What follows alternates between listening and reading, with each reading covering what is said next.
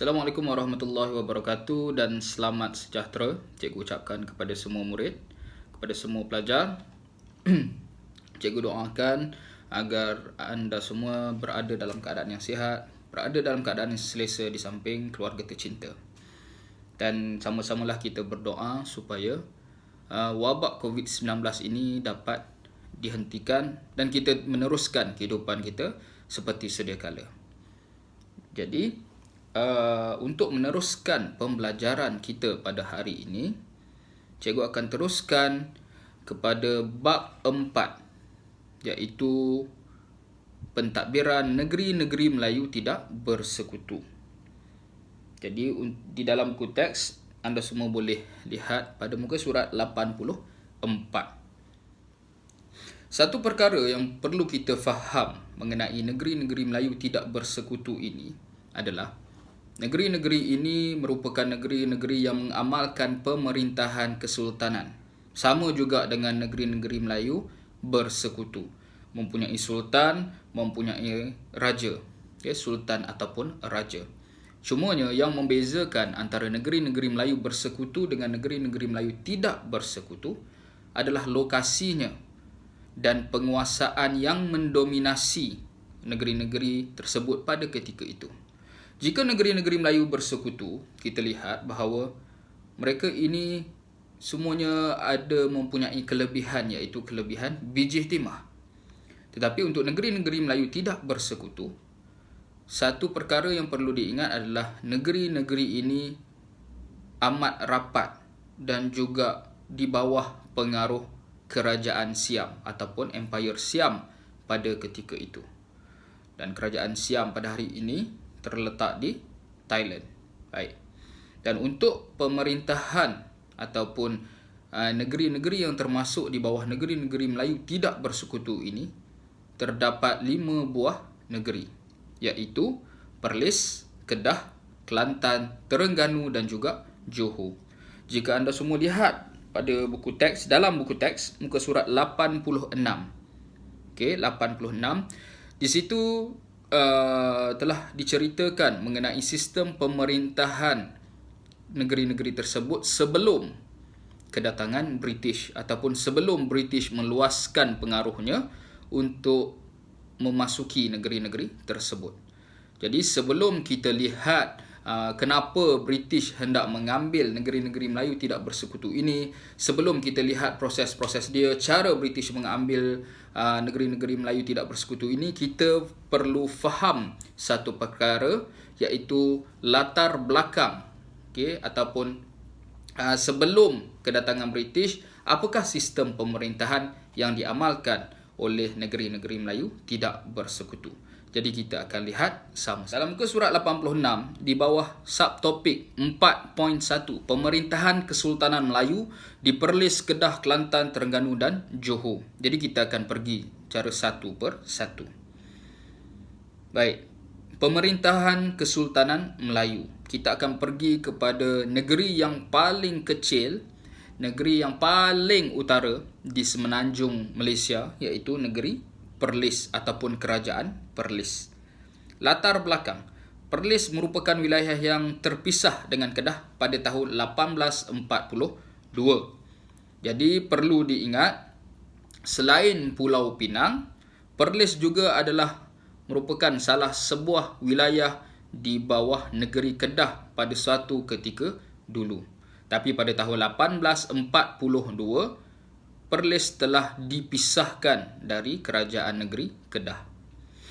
Maharaja Siam mengiktiraf Syed Hussein Jamalul Lail di Bangkok sebagai Raja Perlis yang pertama pada tahun 1843. Baginda, iaitu Syed Hussein Jamalul Lail, baginda diberikan gelaran Pia Songkram Rama Wicit Wilis Asmara Pia Pelit, iaitu sebuah gelaran ataupun satu gelaran yang diberikan oleh Maharaja Siam kepada Syed Hussein Jamalul Lail pada tahun 1843 di Bangkok. Jadi apabila Perlis telah terpisah dengan Kedah pada tahun 1842, Maharaja Siam telah melantik Syed Hussein Jamalul Lail iaitu sebagai raja ataupun sebagai pemerintah pertama di Perlis.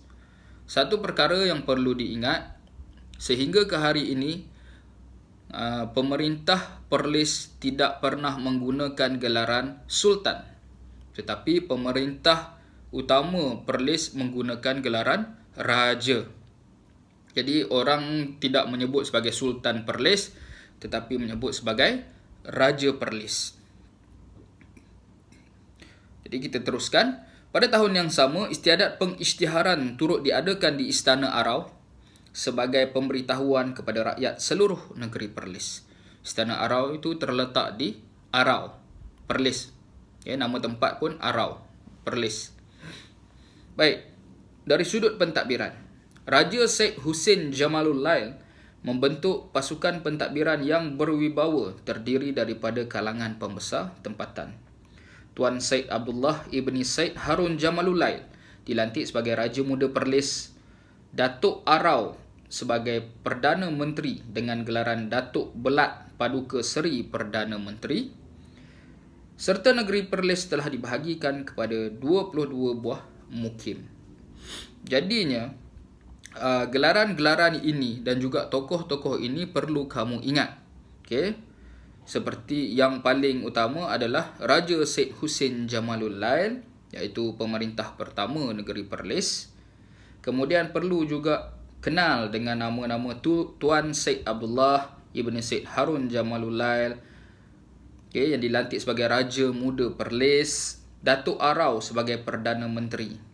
Itu semua adalah fakta-fakta yang perlu kamu ingat dan perlu kamu hadam untuk lebih memahami tentang sistem pentadbiran dan pemerintahan di negeri Perlis sebelum kedatangan British. Baik, hubungan luar. Hubungan dengan Siam terus berjalan dengan baik dan hubungan ini menjadi strategi Perlis untuk tidak diganggu-gugat oleh kuasa lain. Baik, satu persamaan negeri-negeri Melayu tidak bersekutu ini adalah mereka mempunyai hubungan yang sangat rapat dengan kerajaan Siam. Kerana apa? Kalau kita lihat pada peta, negeri Perlis, Kedah, Kelantan dan Terengganu adalah negeri-negeri yang hampir dengan sempadan Siam. Kalau pada hari inilah kita tengok hampir dengan sempadan Siam. Jadinya mereka ini telah menjalinkan hubungan dengan Siam untuk memastikan agar tiada kuasa lain ataupun tiada negara-negara lain cuba untuk memasuki negeri-negeri tersebut. Kerana pada suatu ketika dulu, kerajaan Siam adalah kerajaan yang sangat-sangat kuat dan mempunyai pengaruh yang sangat-sangat luas di Asia Tenggara. Jadi sebab itulah Perlis telah mengambil peluang untuk bekerja sama dan juga rapat serta menjalinkan hubungan luar dengan kerajaan Siam. Baik, dari sudut perundangan, berdasarkan Undang-Undang Kesultanan Kedah sebagai rujukan, pelaksanaannya menitik beratkan kebajikan terhadap rakyat. Walaupun Perlis telah terpisah dengan Kedah pada tahun 1842, tetapi undang-undang, sistem perundangan, hukuman, perlembagaan masih lagi mengikut negeri Kedah. Okey. Jadinya, kalau kata kita lihat, Perlis ini adalah sebuah negeri yang telah terpecah daripada kerajaan negeri Kedah pada suatu ketika dulu dan menubuhkan kerajaannya tersendiri. Jadi, kalau sesiapa yang ingin mengkaji tentang negeri Perlis, silakan. Dan untuk anda semua, untuk murid-murid yang sedang menonton video ini, apakah gelaran bagi negeri Perlis? Okay, itu soalan dia. Soalan trivia dia, apakah gelaran bagi negeri Perlis? Seterusnya, kita akan melihat pula tentang satu negeri, sebuah kerajaan, satu kesultanan yang paling lama pernah wujud di semenanjung Malaysia pada suatu ketika dulu. Dan kerajaan ini ataupun kesultanan ini masih lagi bertahan hingga ke hari ini. Kita akan lihat pula tentang Kesultanan Negeri Kedah Darul Aman. Baik, muka surat 87. Latar belakang. Kerajaan Kedah bermula sejak abad ke-7 dan merupakan antara kerajaan terawal di negara ini. Macam cikgu sebutkan tadi. Kesultanan ini terus kekal hingga ke hari ini. Pertapakan Islam di Kedah sejak abad ke-12 telah memulakan sistem pemerintahan Islam dengan pusat pemerintahan di kota Bukit Meriam. Pemerintah pertama yang bergelar Sultan ialah Sultan Muzaffar Shah. Baik, satu perkara yang perlu kamu semua kenal pasti adalah kerajaan Kedah sebelum kedatangan Islam adalah sebuah kerajaan yang mengamalkan ajaran ataupun kepercayaan animisme. Pada suatu ketika dulu sebelum kedatangan Islam. Kemudian telah berlakunya perubahan dari kepercayaan animisme yang menyembah ataupun yang mempercayai kuasa gaib di alam sekitar ini telah berubah menjadi pengaruh Hindu-Buddha. Pengaruh Hindu-Buddha dalam sistem masyarakatnya. Tetapi bukan kesemua orang Kedah pada ketika itu menganut kepercayaan Hindu-Buddha. Masih ada lagi orang yang mengamalkan ajaran animisme. Kemudian ada sebahagian rakyat Kedah yang telah menganuti ajaran Hindu ataupun Buddha. Dan kemudian pada abad ke-12, lebih tepatnya lagi pada tahun 1136. 1136 ajaran Islam telah mula masuk ke negeri Kedah. Dibawa oleh seorang pedagang dari tanah Arab, seorang pedagang, seorang pendakwah, seorang ulama dari Yaman yang bernama Syekh Abdullah Al-Qumairi Al-Yamani. Lihat nama dia dekat bawah ni, cikgu telah tulis. Beliau iaitu Syekh Abdullah Al-Qumairi ini telah mengislamkan Raja Kedah pada ketika itu yang bernama Praong Mahawangsa. Nama Raja Kedah itu Praong Mahawangsa, dan kemudiannya Raja Kedah itu telah menukar namanya kepada nama Islam sebagai Sultan Muzaffar Shah. Baik, itu adalah antara serba sedikit cikgu berikan tentang latar belakang negeri Kedah sebelum kedatangan Islam dan selepas kedatangan Islam. Kalau untuk lihat lagi tentang latar belakang negeri Kedah ini, Raja pertama, ini tak ada dalam buku teks, ini hanyalah info kepada anda semua. Raja pertama ataupun pemerintah pertama negeri Kedah sebelum kedatangan Islam. Kalau tengok dalam buku teks, Sultan Muzaffar Shah itu adalah pemerintah ataupun Raja Kedah yang memeluk Islam. Raja Kedah yang pertama memeluk Islam. Tapi sebelum itu ada lagi raja-raja Kedah yang lain.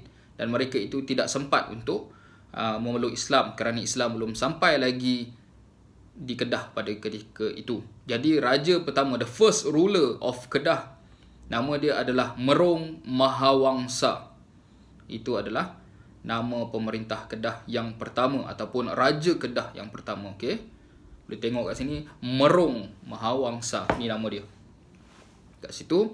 Dan kemudian raja keduanya adalah Praong Mahapudisat. Itu adalah raja kedua, Praong Mahapudisat. Ni nama dia sini. Dan kemudian raja ketiga Kedah adalah Praong Mahawangsa, yang mana dia ataupun baginda ini telah memeluk Islam dan menukar namanya kepada Sultan Muzaffar Shah I. Dari sudut pentadbiran Kesultanan Kedah, sistem pemerintahan diketuai oleh Sultan dan pembesar serta disokong oleh undang-undang yang kemas dan teratur. Tengok ayat dia, sistem pemerintahan diketuai oleh Sultan. Maksudnya Sultan adalah pemerintah utama kerajaan tersebut. Bagi membolehkan negeri ditadbir dengan berkesan, diwujudkan pembahagian wilayah yang diletakkan di bawah pengawasan pembesar daerah. Di setiap daerah diwujudkan mukim-mukim yang dikendalikan oleh kalangan penghulu. Pada abad ke-19 terdapat 128 mukim di Kedah. Okay, 128 mukim ataupun 128 distrik, okay, daerah ataupun wilayah di dalam negeri Kedah. Kerana Kedah, ya, negeri dia tak kecil. Okay, negeri dia tak kecil dan tak adalah besar sangat. Okay, dia lebih kurang sama saiz negeri dia dengan Selangor.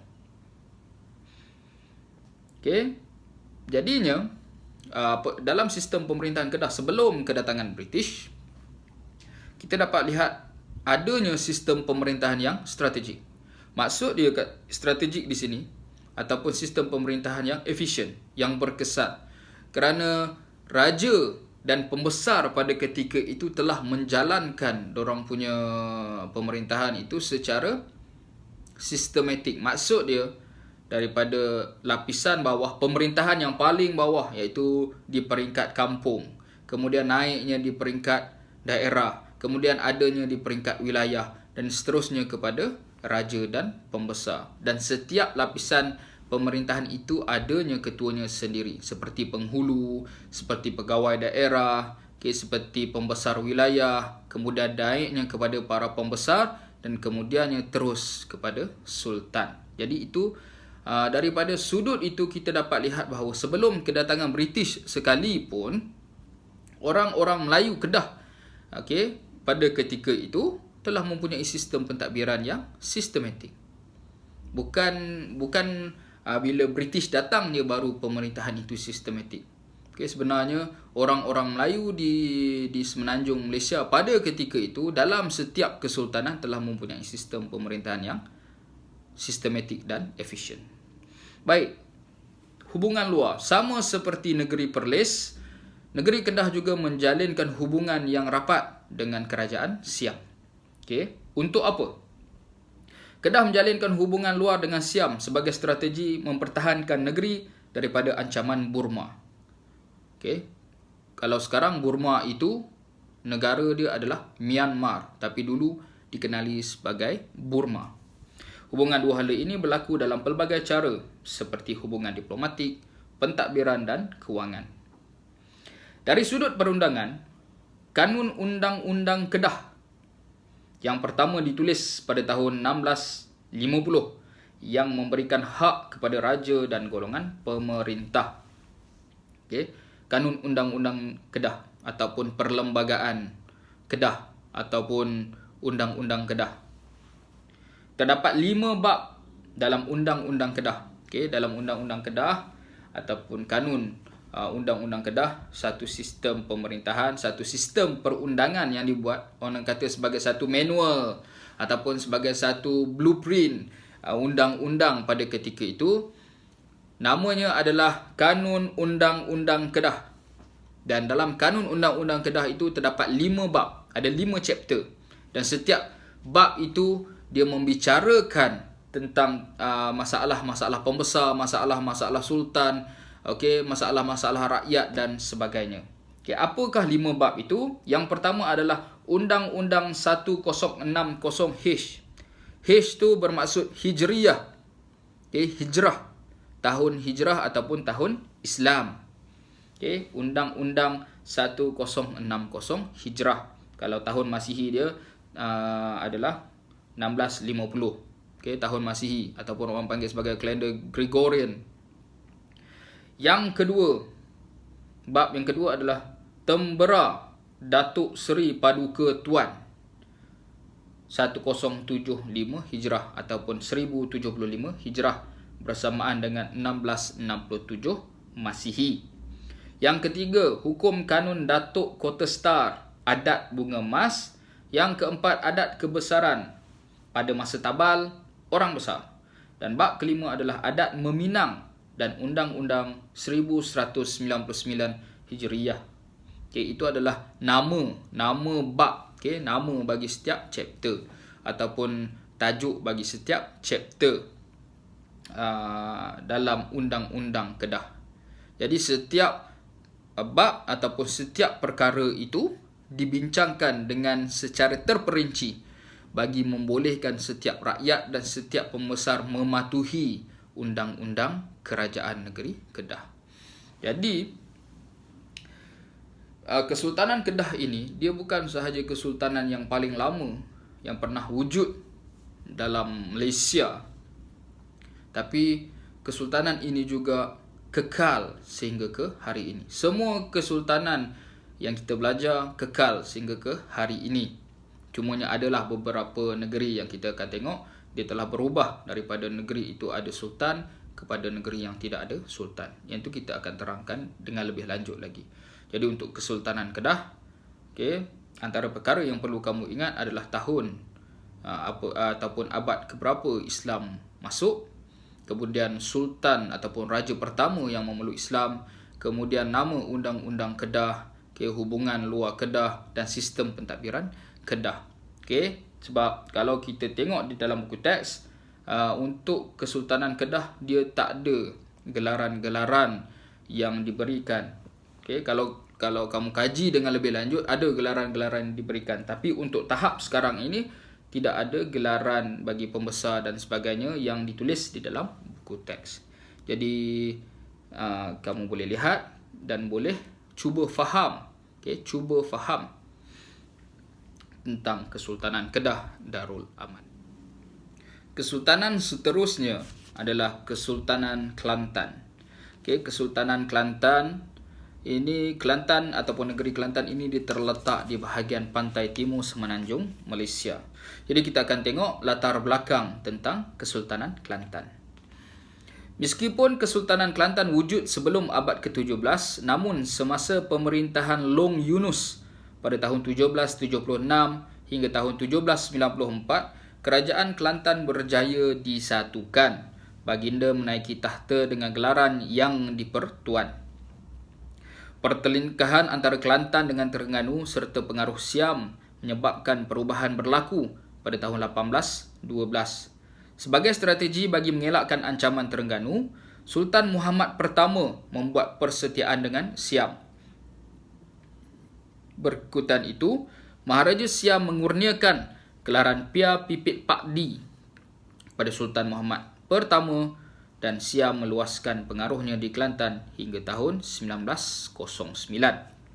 Baik, Kesultanan Kelantan ini, sebelum adanya Kesultanan Kelantan seperti sekarang ini, di negeri Kelantan dulu, sebelum Long Yunus menyatukan negeri Kelantan, di negeri Kelantan dulu terdapat banyak kerajaan yang ditubuhkan dan ada di antaranya adalah kerajaan-kerajaan yang lama.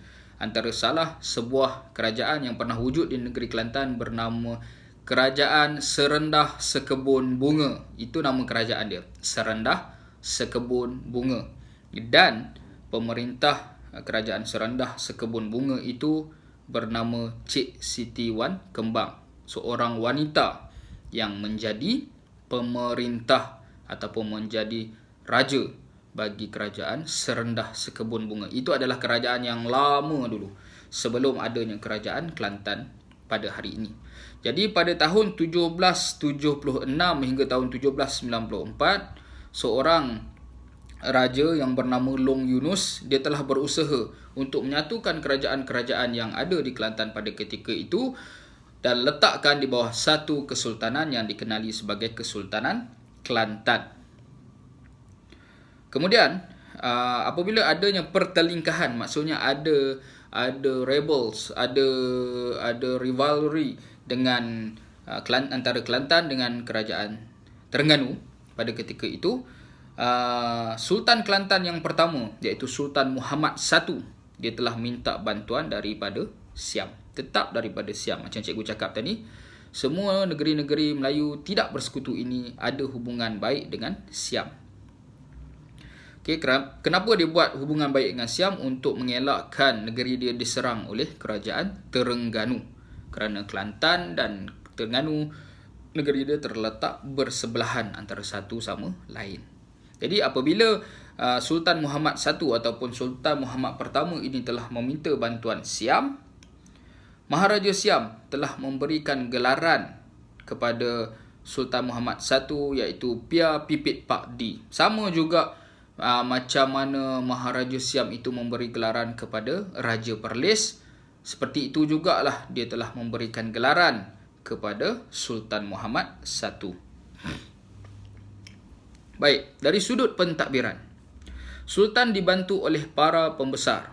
Sistem ini dikenali sebagai sistem jemaah menteri yang dibentuk oleh Sultan Muhammad II, atau Sultan Muhammad kedua pada tahun 1839 sehingga 1886.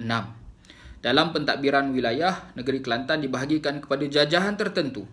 Jajahan tertentu, maksud dia daerah tertentu, tapi mereka tidak menggunakan nama daerah. Mereka menggantikan kata nama daerah itu kepada jajahan, tapi tetap membawa maksud yang sama, daerah.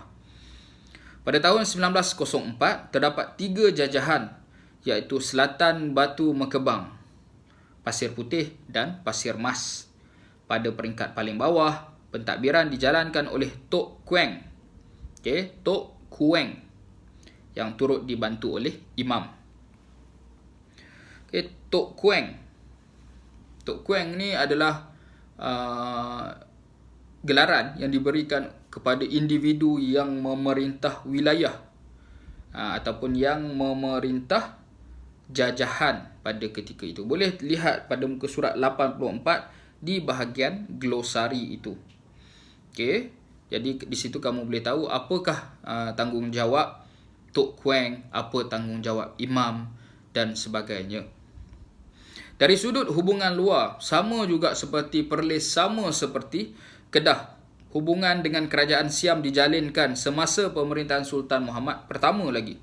Selain itu, Kelantan menjalin hubungan dengan Terengganu, Kedah, Patani dan negeri-negeri Melayu yang lain. Kerajaan Patani ataupun Kerajaan Melayu Patani.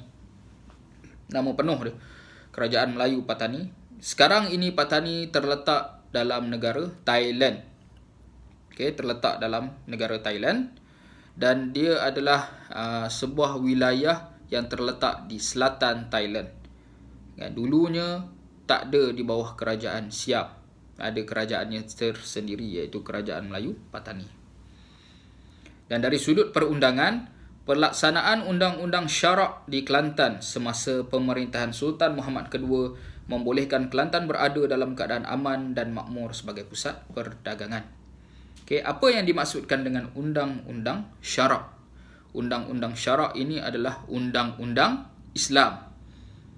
Pemerintahan ataupun perundangan yang berteraskan ajaran agama Islam. Siapa yang buat? Sultan Muhammad kedua.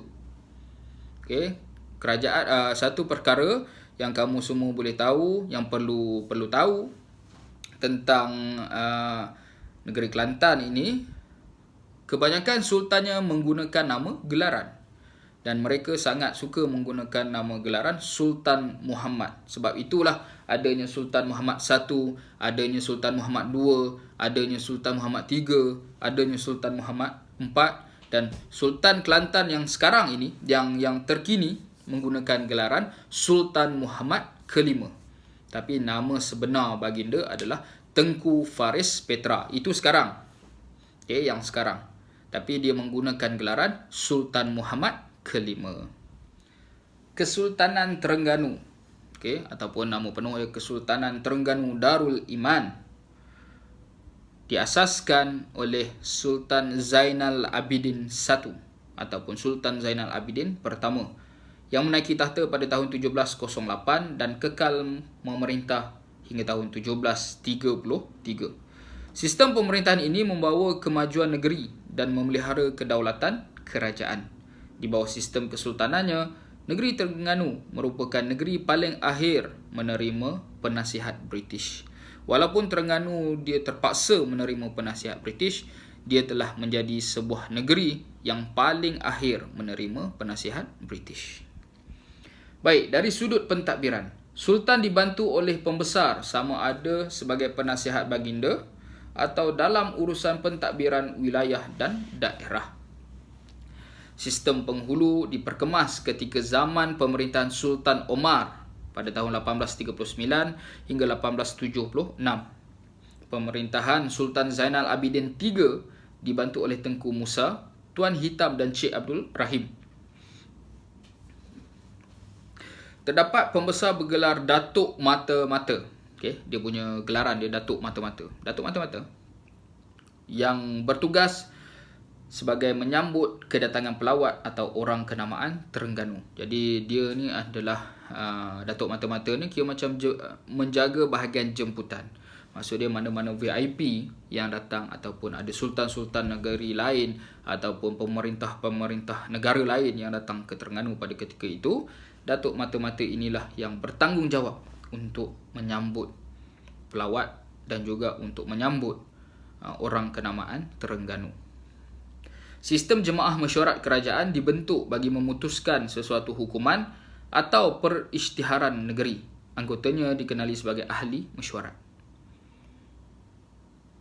Okey, jadi dalam sistem kerajaan Terengganu ini, pentadbiran negeri Terengganu ini, dia ada satu sistem yang dipanggil sistem jemaah mesyuarat kerajaan.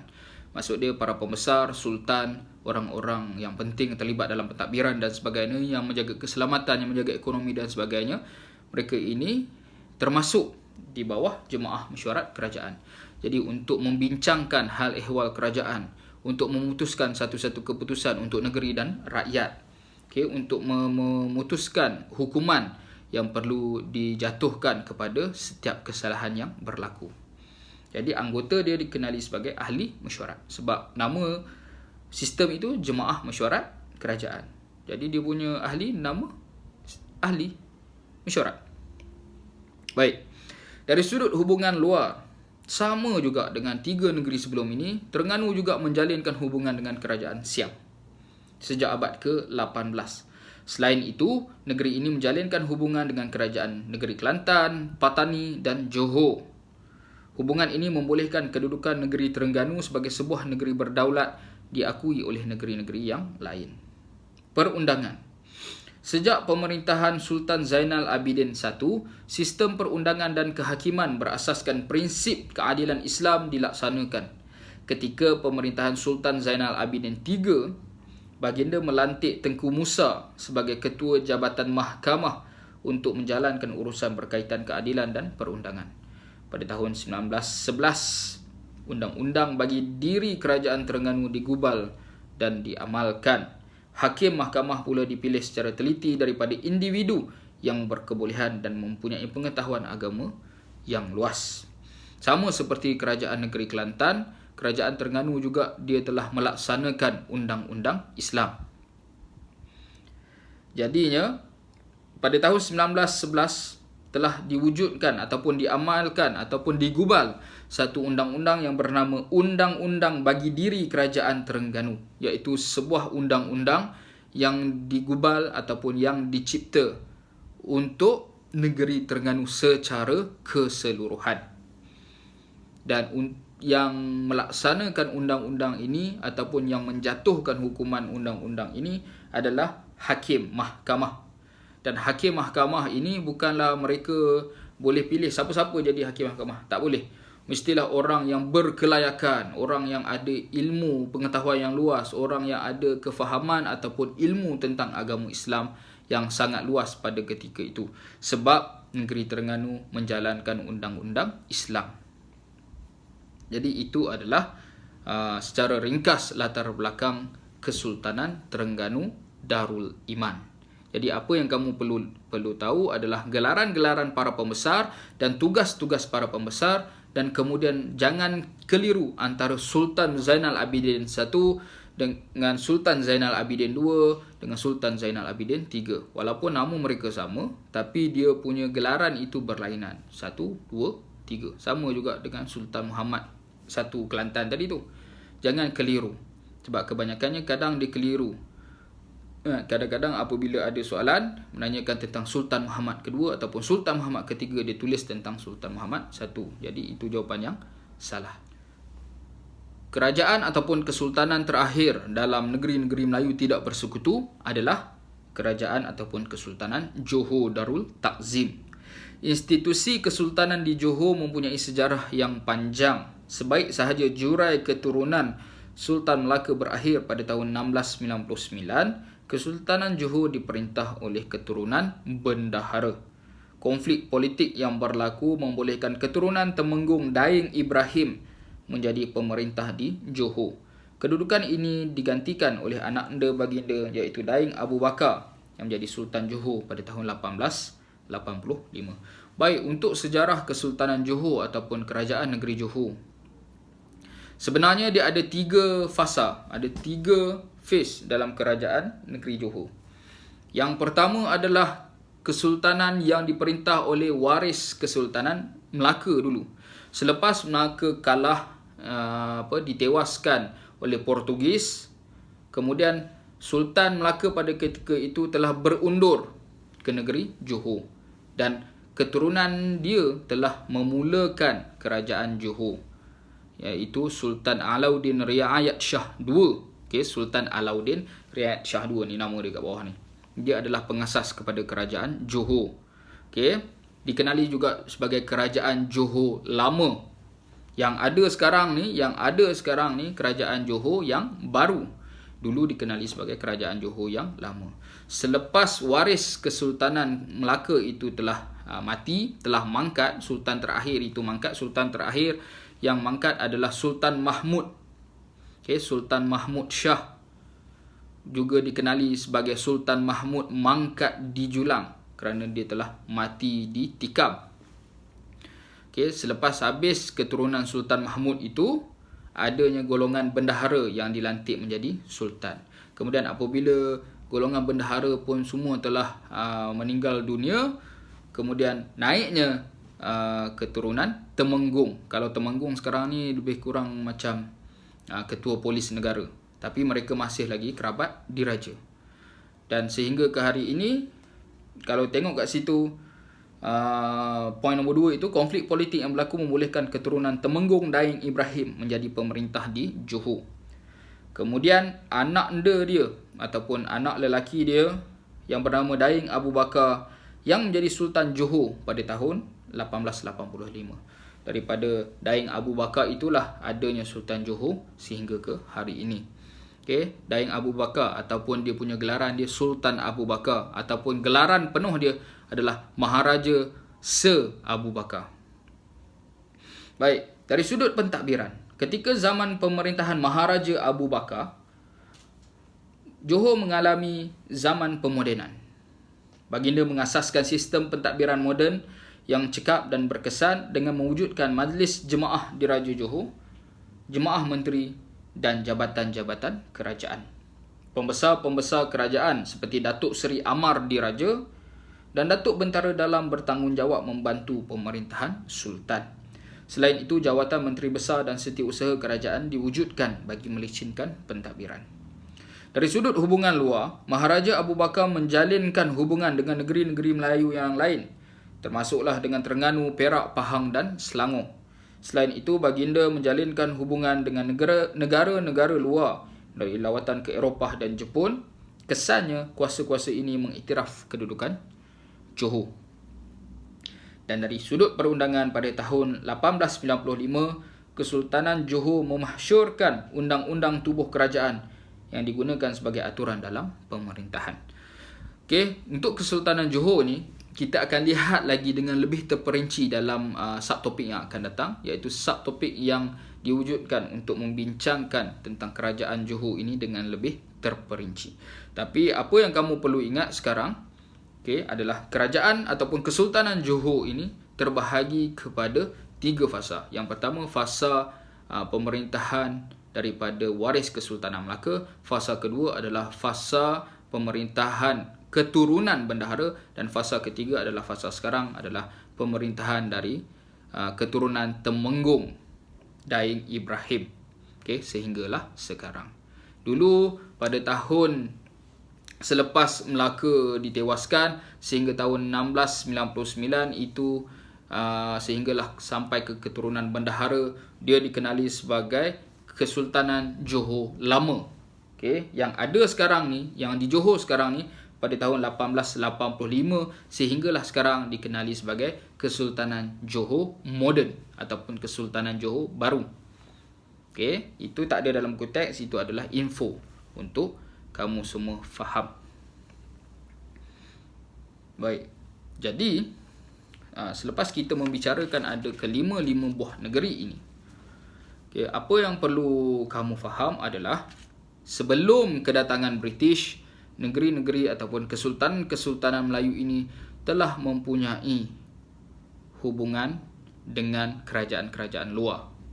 Kenapa mereka ada hubungan dengan kerajaan-kerajaan luar? Adalah untuk memastikan, yang pertama, untuk memastikan keselamatan negeri-negeri tersebut.